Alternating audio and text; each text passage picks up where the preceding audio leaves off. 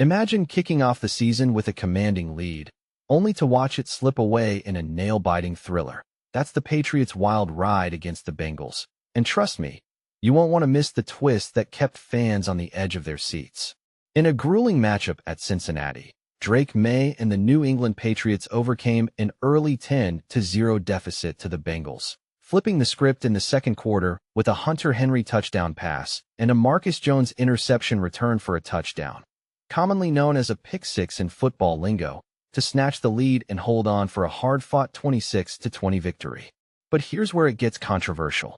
Was this one a testament to the Patriots' resilience, or did the slew of injuries expose vulnerabilities that could haunt them later in the season? This wasn't the Patriots' most polished outing of the year on their path to their 10th win, but they dug deep despite Maye's first career pick six and two failed drives inside the Bengals' 5-yard line. Injuries plagued both sides, with multiple key starters exiting for New England, yet the team persevered through the attrition and occasional execution lapses to secure the triumph. Let's break down how this epic unfolded, play by play. Bengals dominate early going. Maye and the Patriots offense stumbled out of the gates, managing just one first down across two drives in the opening quarter. On the flip side, Joe Flacco and the Bengals executed their game plan flawlessly, capping their first possession with a 54-yard field goal. Things nearly got worse for New England on their second series when Clavon Chasen's offsides penalty on 4th and 5 gifted Cincinnati another chance. But the Patriots regrouped, ramping up the pressure and coverage to force a stop, with Harold Landry sacking Flacco to keep the damage minimal.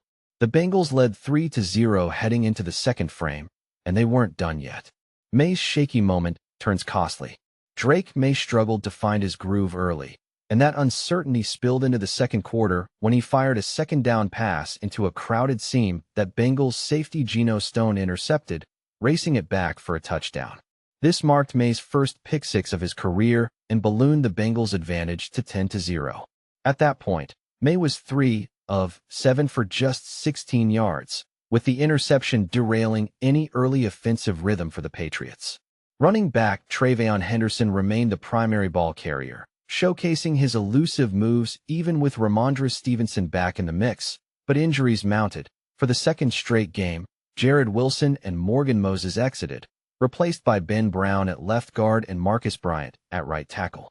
Wilson was sidelined by an ankle issue and didn't return, while Moses battled illness but came back briefly. This was New England's largest deficit since their Week 3 defeat, their sole loss so far this season. Patriots ignite and take control. It didn't take long for Maye and the Patriots to shift gears and rebound. Following the turnover, they engineered a 9-play, 70-yard scoring march, culminating in Maye connecting with a wide-open Hunter Henry for a 28-yard touchdown strike. Along the way, Maye scrambled for a first down on 3-yard and 4 and hit Henry for 11 yards on 3-yard and 2.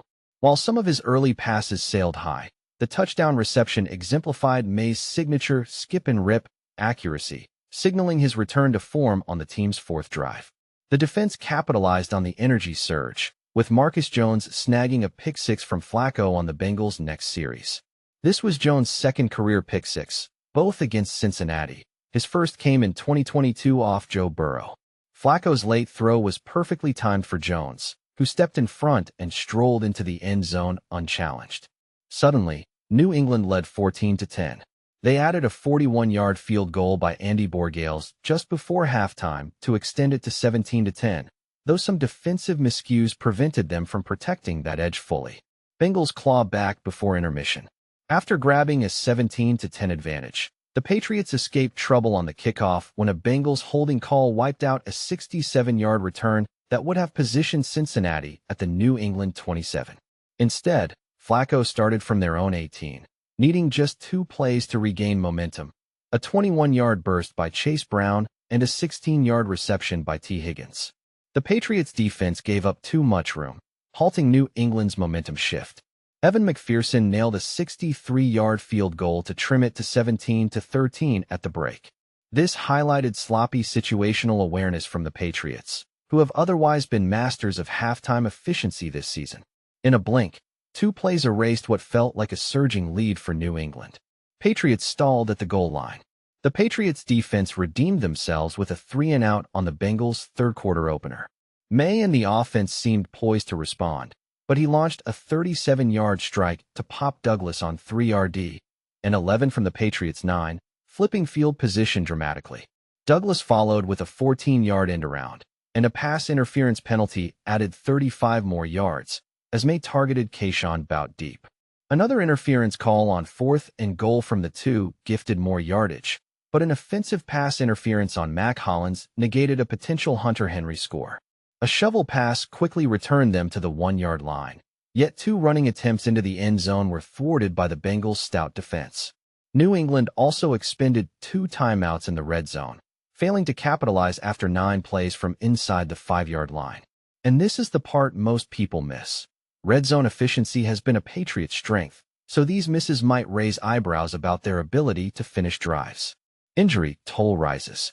Will Campbell join the injured list on the next Patriots drive, with backups Vidarian Lowe at left tackle and Ben Brown at left guard stepping in? Like rookie Jared Wilson, Campbell was carted off, a discouraging sight for fans. Nonetheless, New England managed a field goal to push the score to 20-13, buoyed by a 24-yard catch from Mac Hollins. Another red zone frustration. The Patriots' defense forced 3 Bengals punts early in the second half. Their offense, halted at the 1-yard line on their first drive, added a field goal on the second. On the third, Maye orchestrated the day's finest possession, an extended 7-minute march, but they again stalled at the 1-yard line, unable to punch it in on runs. Settling for a field goal made it 23-13 with under 6 minutes remaining.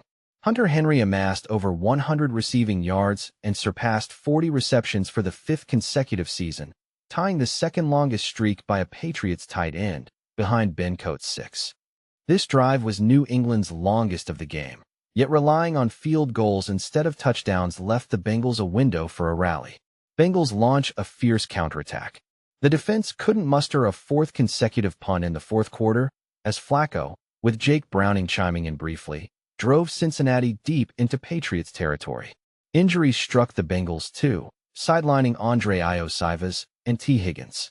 Both squads battled through significant attrition in this contest.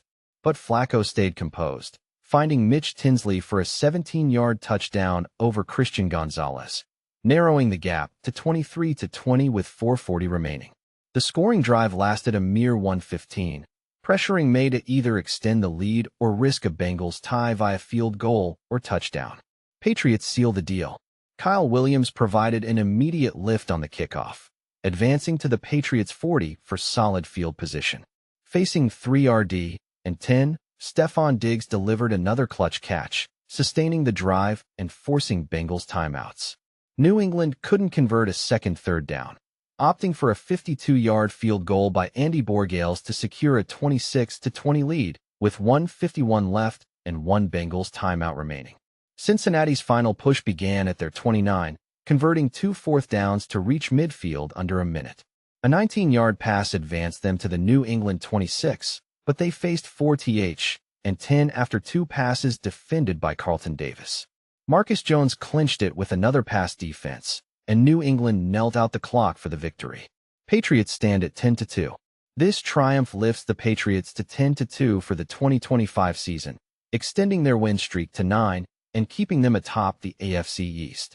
Injuries piled up further, following Milton Williams' loss last week against the Jets, while Campbell, Jared Wilson, Khyiris Tonga, and Brendan Schooler exited with injuries and didn't return.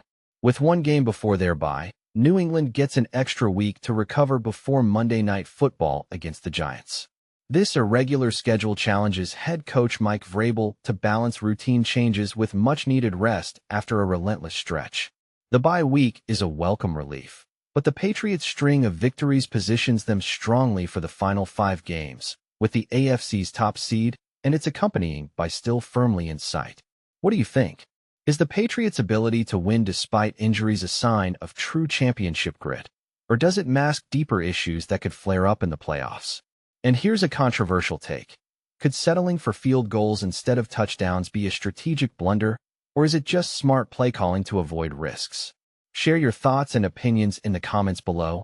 We'd love to hear your agreement or disagreement. Disclaimer: The views and thoughts expressed in this article are those of the